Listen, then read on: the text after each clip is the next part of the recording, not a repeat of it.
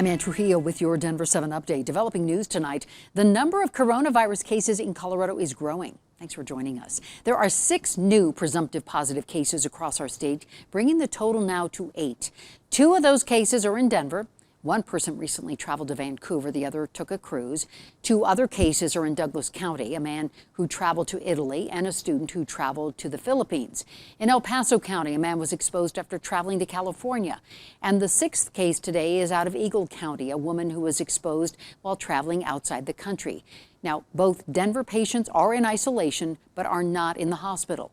Denver 7's Addie Guajardo was there as Denver public health officials released details about these new cases. We learned a lot from the 2 people that tested a presumptive positive for coronavirus here in Denver.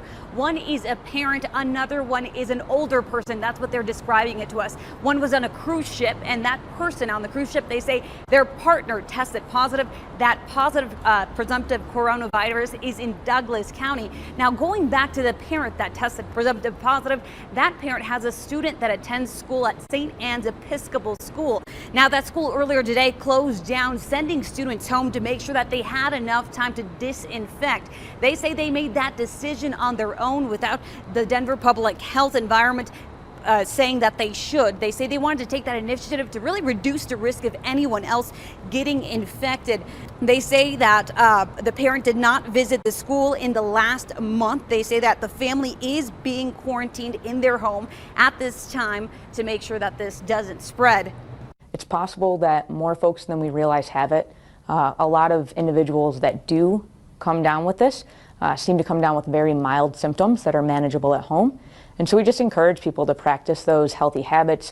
Now, there's a big difference that she wanted to make sure that people understand. People who are in quarantine are people who don't have any symptoms but have been in contact with someone with COVID-19.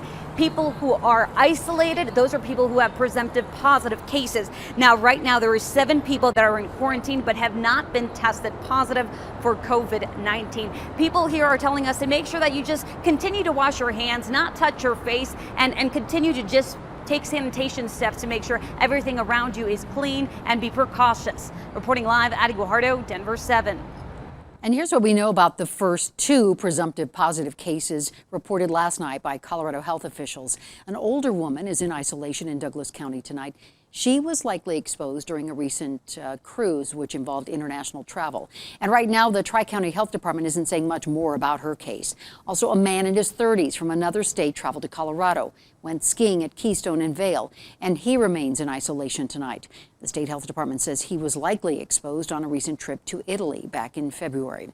We also know that man and his fiancee rented a condo in Keystone with some friends. Denver 7's Lance Hernandez spoke with a couple who's staying in that very same condo complex. Work crews wiping down common surfaces outside the SLOPESIDE condominium complex at Keystone, where a skier who later tested positive for coronavirus stayed from February 29th through March 2nd. It's pretty gnarly, it seems like. Chad Miller brought his family to Keystone for a weekend of skiing. They were surprised to learn they're staying at the same complex. For what you pay for skiing in the condo, we're going to go for it. Knowing that we were coming up to Keystone and hearing that the case was in Summit County, I actually Googled, where is Keystone? Is Keystone in Summit County?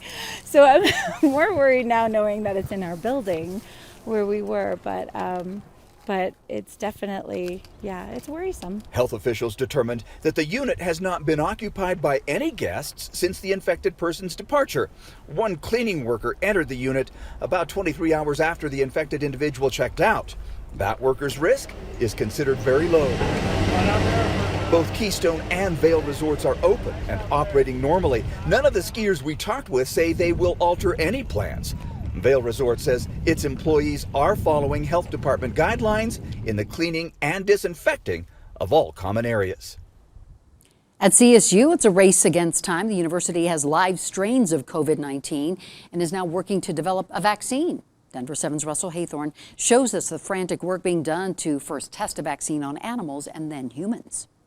At Colorado State's Research Innovation Center, these guys are on the cutting edge of so much scientific research. Senator Michael Bennett touring the lab as researchers here frantically work to develop a vaccine for COVID-19. Once again, when it comes to this kind of research, CSU is the center of the universe. They've got the people, and they've got the facilities, and they've got the practice or the history with dealing with viruses like this. If and when a vaccine is developed, it will likely come out of one of the nation's premier research facilities, quite possibly CSU. Yes, it could. Part of the reason we can do this work is we have very specialized safety and security facilities around doing this work. This lab was created in 2004 after the anthrax scare. The importance of the work happening here is underscored by the announcement this week that the coronavirus has arrived in Colorado. We've actually worked in coronaviruses before, in SARS and MERS. I'm sure we're going to do it as quickly as we can, but